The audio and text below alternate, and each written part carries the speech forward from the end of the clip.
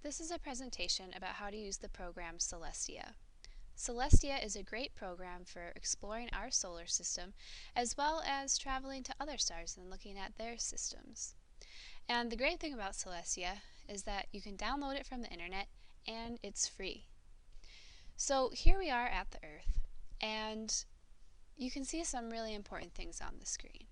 Up in this corner, you can see the object that is selected right now, and that's the Earth. And then you can also see some information below that about that object.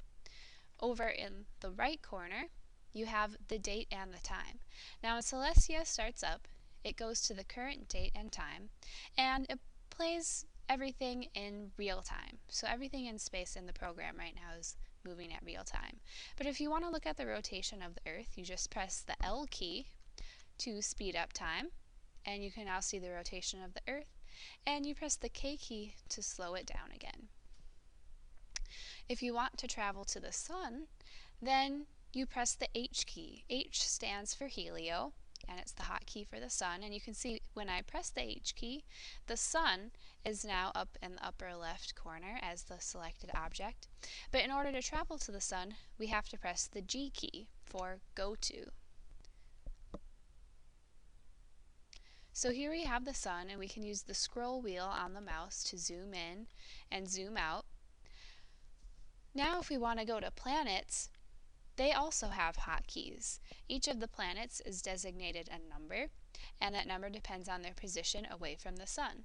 For instance, Mercury, which is the first planet from the Sun, is designated a 1. So if I press the 1 key, you can see in the upper left corner that Mercury has now been selected, and if I press G, we can go to Mercury. Alright, now, if you want to go to any other objects in the solar system besides planets, like moons, dwarf planets, or asteroids, you have to bring up the search box. So in order to do that, you just press Enter. Then you can start typing in the name of the object that you want to go to. And you can see in that search box, there are a bunch of object names that pop up. You can select one of those object names, or you can continue typing the name of the object that you would like to go to. I would like to go to Io. It's a moon of Jupiter. So now I've got that typed in, so I press Enter to select it, and you can see it in the upper left corner. Then you click G to go to that object. Alright, so here we are at Io. Now if you happen to arrive at this moon and you're looking at the dark side, you can move around so that you're looking at the light side. So we can press the Shift key and the arrow keys to move us around so we can look at different sides. And if you press the up key, you can look at the bottom of Io, and if you press the down key, you can look at the top of Io. So another thing that you can do is actually toggle the orbit lines.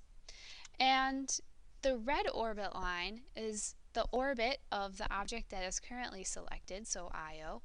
And the green orbit lines are the orbit lines of moons. Now way up here you can see a blue orbit line, and the blue orbit lines are the orbits of the planets. That one is probably Jupiter. We can also go outside of the solar system, so let's go to a star named Gliese 581. So we press Enter to select it, and G to go to that star. Alright, so now we're at Gliese 581, and I picked this star because you can see that there are exoplanets around this star.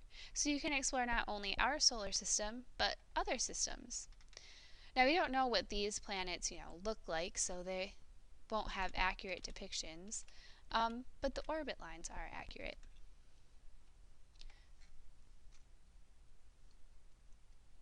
Now we can go back to our solar system. Here we are at the Sun. And you can even zoom back to look at our entire solar system.